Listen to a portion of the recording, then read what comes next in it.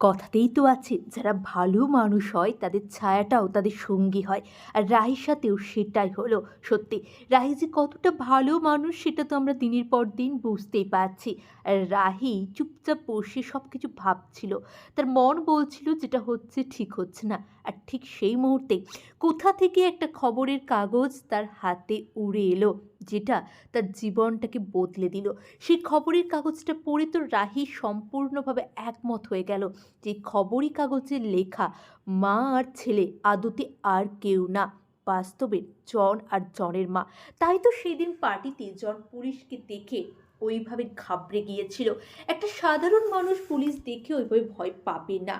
তাই রাহি একটু সময় নষ্ট করেনি। সে তার বান্ধবী স্নেহাকে ফোন করে। স্নেহাকে ফোন করে বলে, দেখ তোর দাদা তো খবরে আজকের চাকরি করে, আমাকে একটা খবর খুব তাড়াতাড়ি দিতে হবে। স্নেহা বলে, কি হয়েছে? রাহি সমস্তটা বলে। স্নেহা বলে, ঠিক আছে, যত দ্রুত সম্ভব আমি খবরটা জোগাড় করার ব্যবস্থা করছি।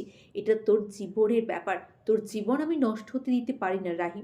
তারপরে অরিজিনাল যে খবরের কাগজটা, যেটা 6 মাস আগে পত্রিকায় ছাপা হয়েছিল, সেই কাগজটা নিয়ে স্নেহা আসে রাহির বিবাহ আসরে। তারপরেই এক নিমেষে সমস্তটা পাল্টে যায়। ওইদিকে শুধুমাত্র নিজের মা, নিজের পরিবার, নিজের কাছের মানুষ, নিজের বোন, তাদের স্বপ্ন পূরণ করার স্বার্থে এই বিয়েটা করতে রাজি হয়েছিল রাহি। নিজের বিন্দুমাত্র ইচ্ছা ছিল না। ওইদিকে রাহুলকে তার খুব ভালো লাগে। রাহুলের ব্যবহার, ভালোবাসার জন্য একটা ছেলে কি কি করতে পারে, এই সব কিছু মিলিয়ে রাহুল আর রাহি মিলিত হতে চলেছে খুব তাড়াতাড়ি। দেখতে থাকুন শুধু তোমারই জন্য। সবাই ভালো থাকুন।